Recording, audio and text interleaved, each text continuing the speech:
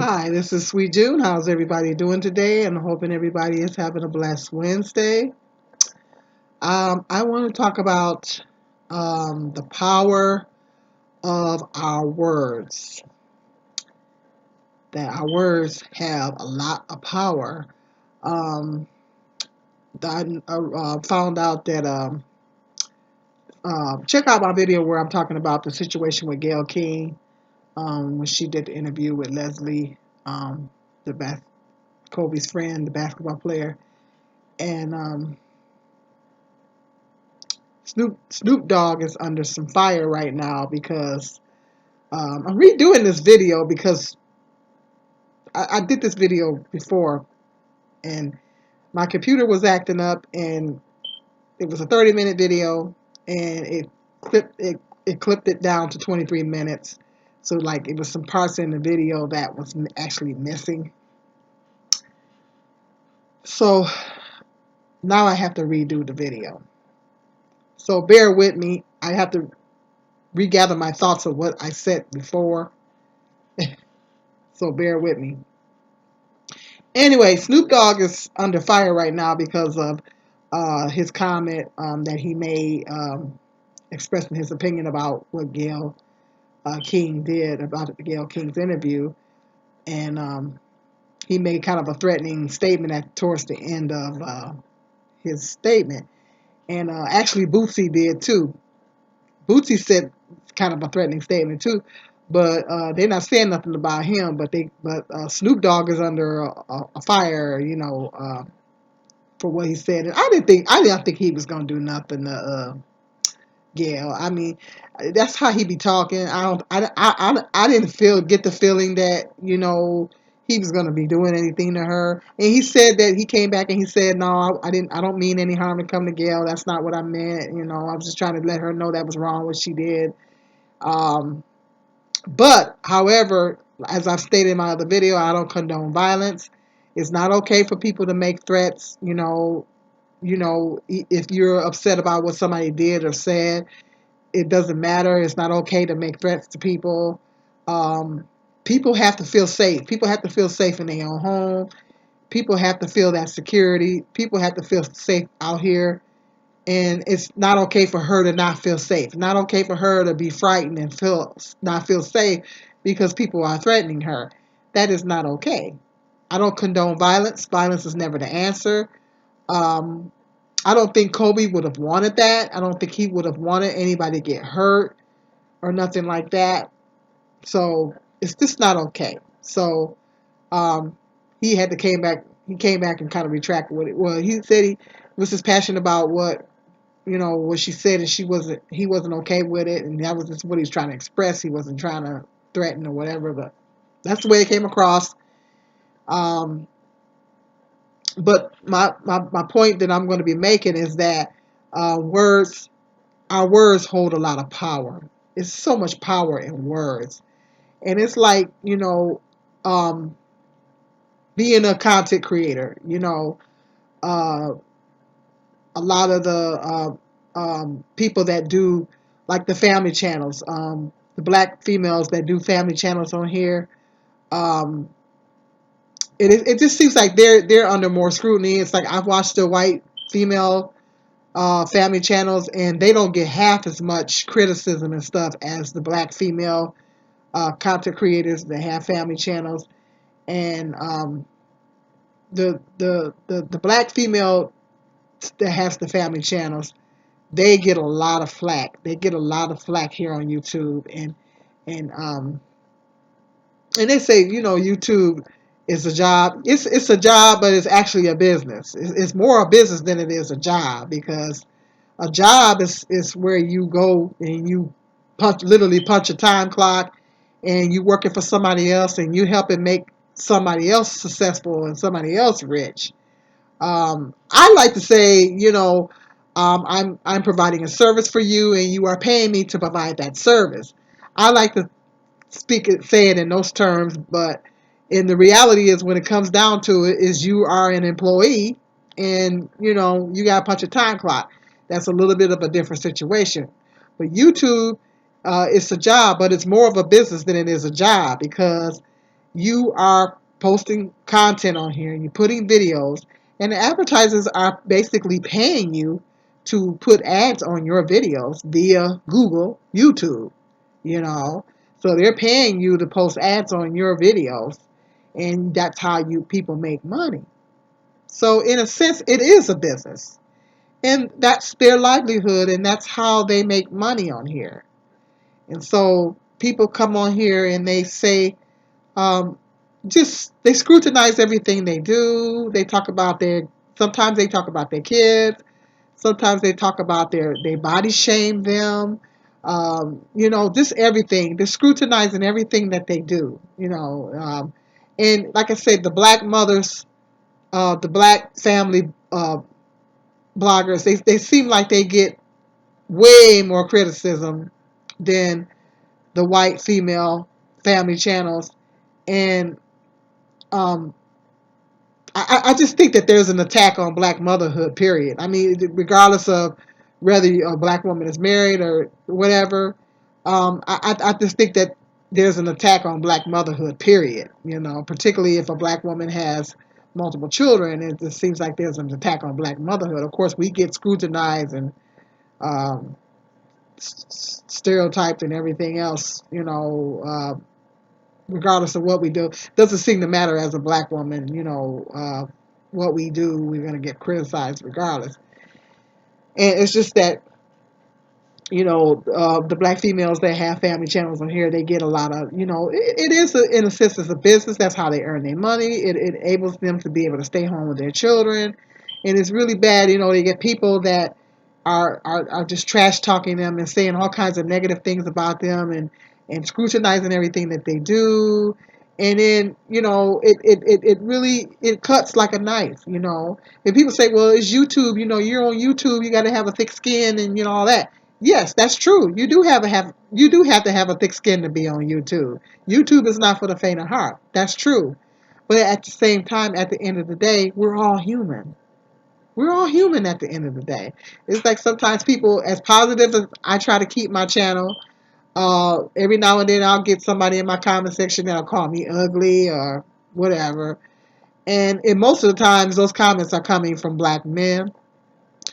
And it might be coming from a black man that hate black women, and no matter what you stand for or whatever what you're doing, they're gonna hate you regardless because you're a black woman.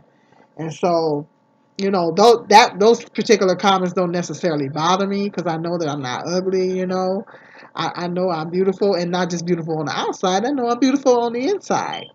So this doesn't define me. I got inner beauty.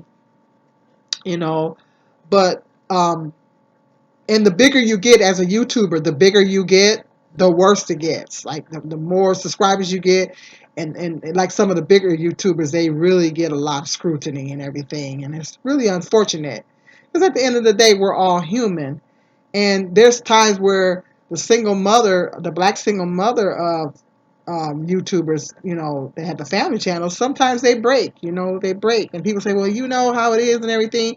But at the end of the day, they're human. They're human at the end of the day. I mean, it's like when you're got thousands of subscribers and you're bombarded by all these people making these negative comments, and then on top of that, these people are doing reaction videos. After a while, it will get to you after a while too. After a while, you'll be like, come on now. I mean, so it's just our words hold so much power. We have to really be careful and mindful of what we're saying to people. And my thought is this, if you're watching someone's channel and you don't agree with what they do or you don't agree with what they say, first of all, there's so much content here on YouTube. So much content on YouTube. You can go to another channel. You know, if I'm watching somebody's channel and I'm not cool with what they're saying or what they're doing, okay, I click on another one of the people that I'm subscribed to, and I watch their channel. There's so much different content on here. You know, you don't have to watch their channel. Nobody's forcing you to watch their channel. And then if you disagree with something that they're saying and doing, then like I said, learn to agree to disagree. You know, you can express your opinion without making hurling insults at people. Uh, you know, I think it's ignorant, and I think it's ignorant for people to, and it's immature. It shows a lot of immaturity, and it's ignorant when people put their opinions on and they can't express those opinions without hurling insults at someone. You know, calling them names, name calling. It's a form of bullying. You know, learn to express your opinion without the name calling, calling people names, and because like some of these people act like that person personally did something to them. It's like they be acting like that person personally did something to them.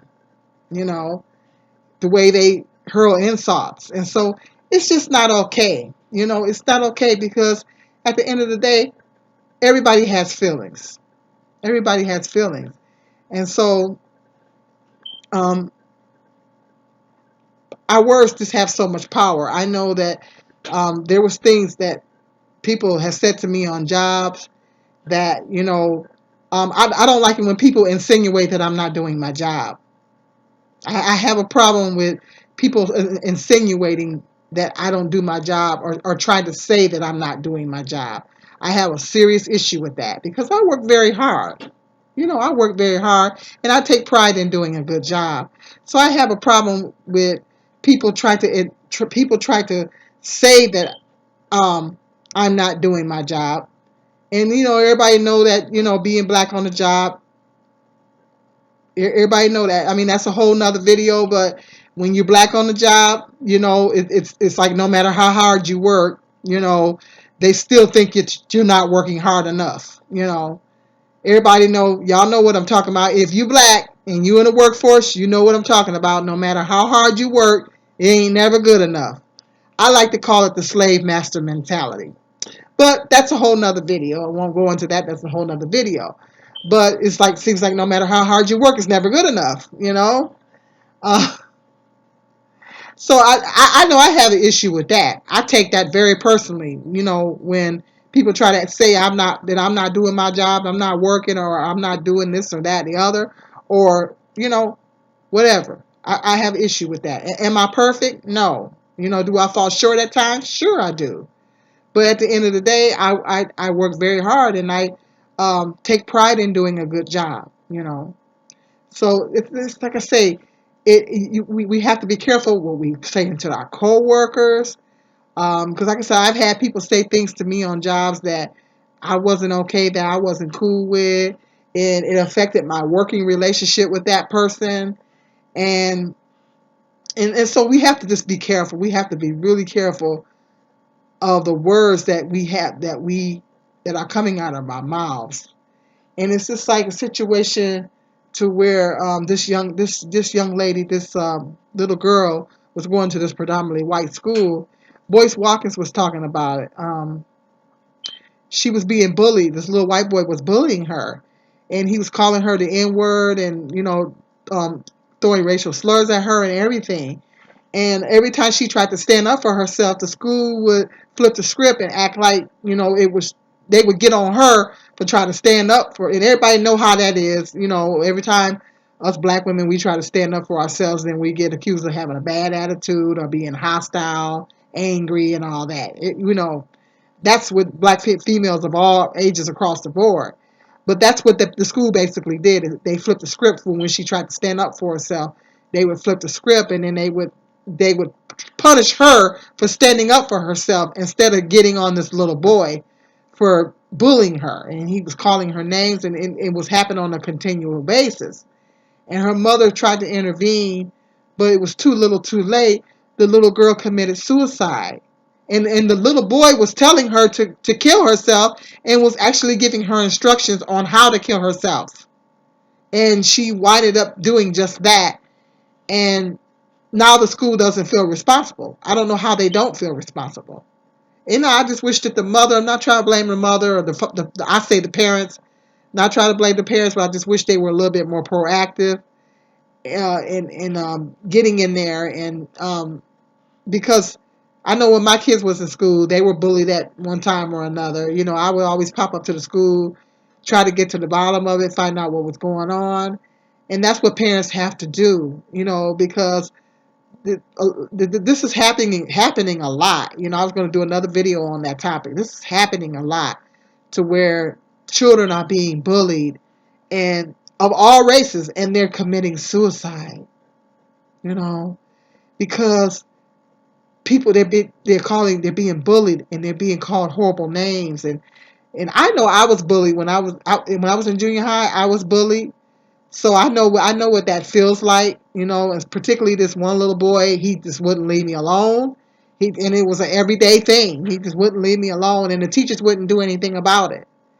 And it got to the point to where in the eighth grade I started skipping school. I mean, I didn't want to go to school. I was depressed, and so I can only imagine how these young people. I mean, I just endured it. I didn't even know what suicide was. We know back in those days we didn't think about those things. We just didn't think about it. But nowadays with the social media and everything, kids can research stuff, and it's the children now are a lot weaker, so it's an epidemic, and so they're being teased, they're being bullied, and they think that that's the only way out is to commit suicide. And it just makes me heartsick. I know when Boyce was talking about this, he broke down, he started crying, and I broke down too, because it just makes you heartsick. It just makes you heartsick to know that it really hurts to know that that baby thought that that was the only way out, you know. And so that's just trying to make the point of how powerful words are. They're so powerful. Parents need to teach their children to not bully. They need to teach their children, and a lot of times the parents are doing it themselves, and that's where the kids are getting it from. Now, I always got on my sons and taught my sons to not bully. And I told them, I said, if I catch you bullying, then there was going to be some serious consequences. So I always got on my sons about that.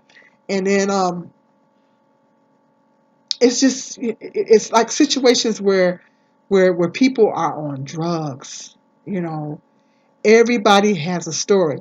Do you know behind every person that suffers from substance abuse, drug addiction, or alcohol abuse, or whatever? Do you know that there's a story behind everybody that suffers from drug addiction? There is a story behind everybody. So that's why it's not loving to call them, oh, that crackhead, or call them names, or say bad things about them and judge them, because it's a story. It's a reason why they're doing what they're doing. It's the reason why they're suffering from this addiction.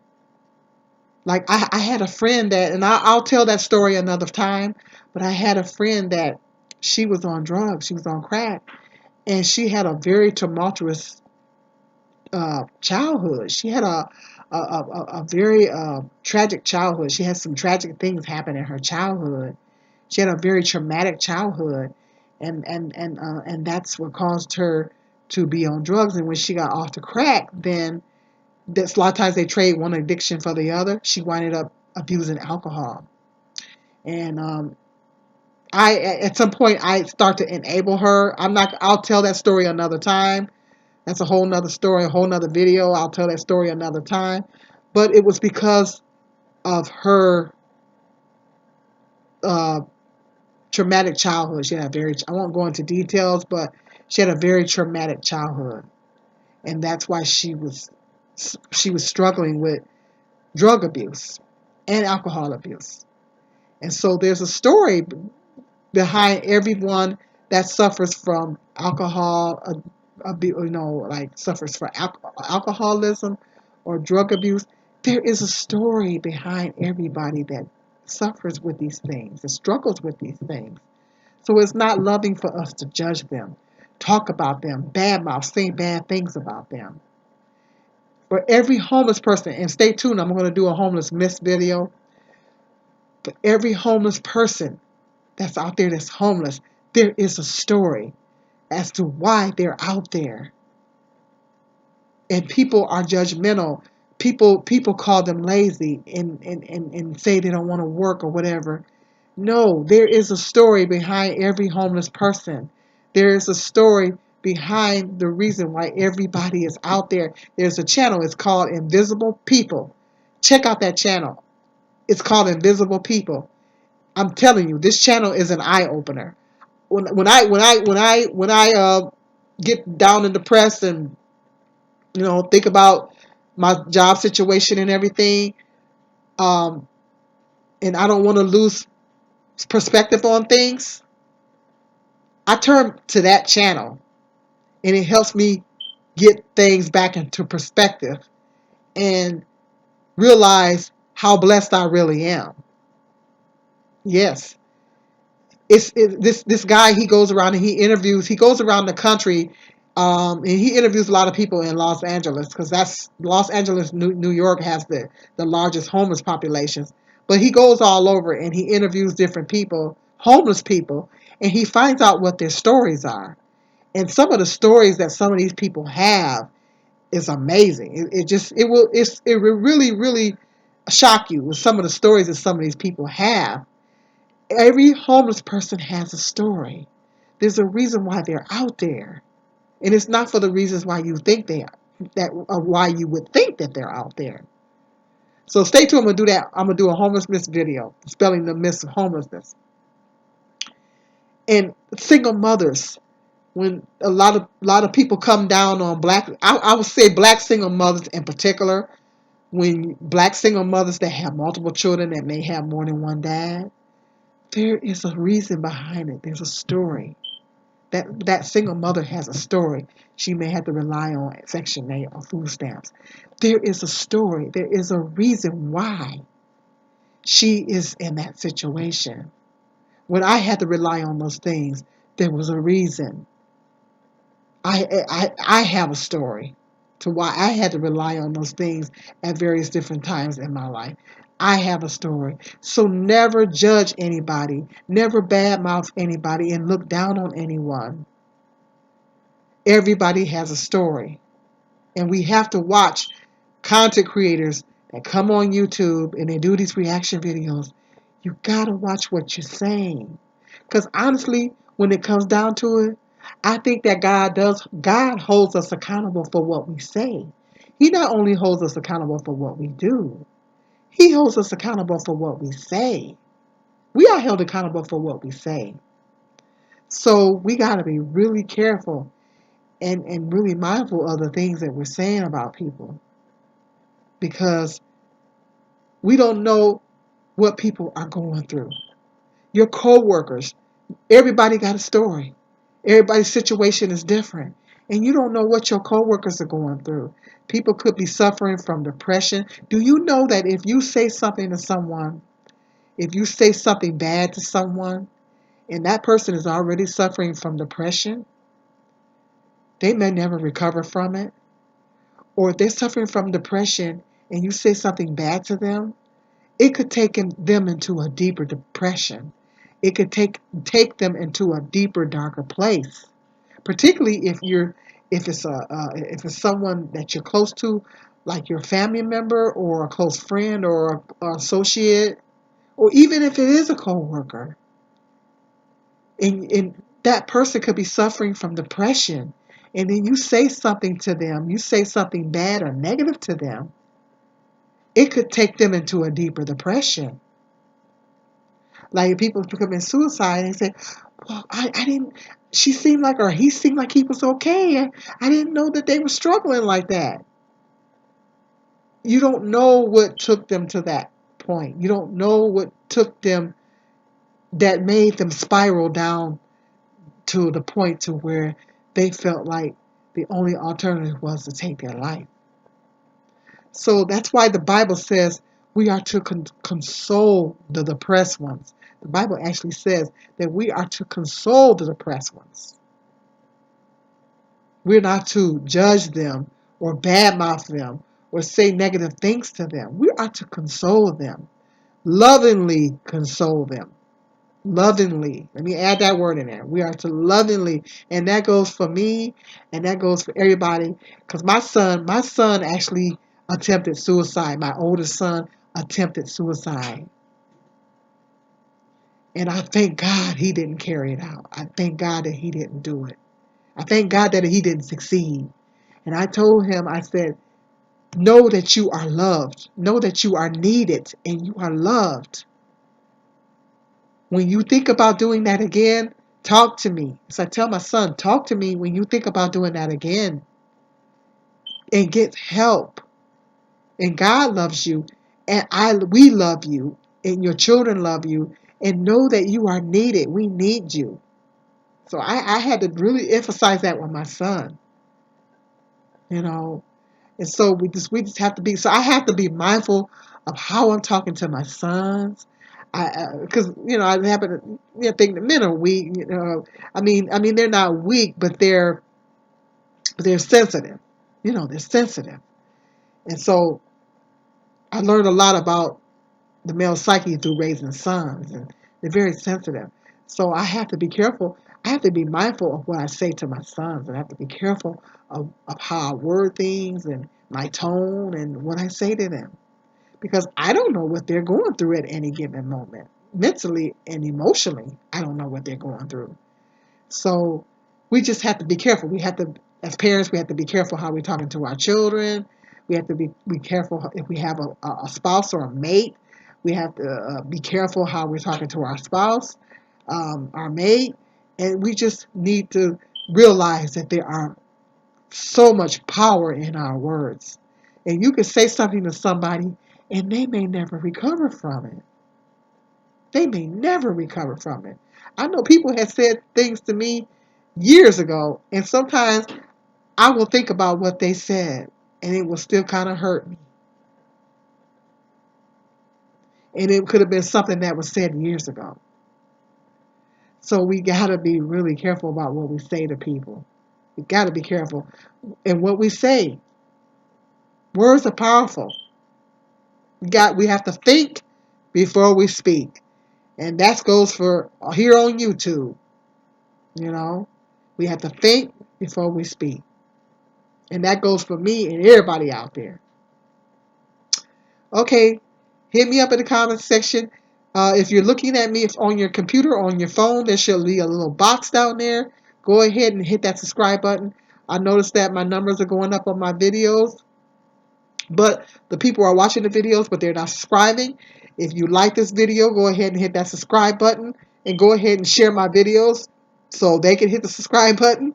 My new subscribers, I want to thank you so much for subscribing to my channel. My current subscribers, keep watching. Thank you so much for keep supporting me.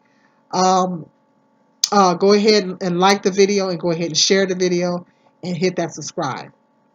Okay, let me know in the comment section what you think. Got some more interesting video topics coming up. Peace and love. This is Sweet Jen.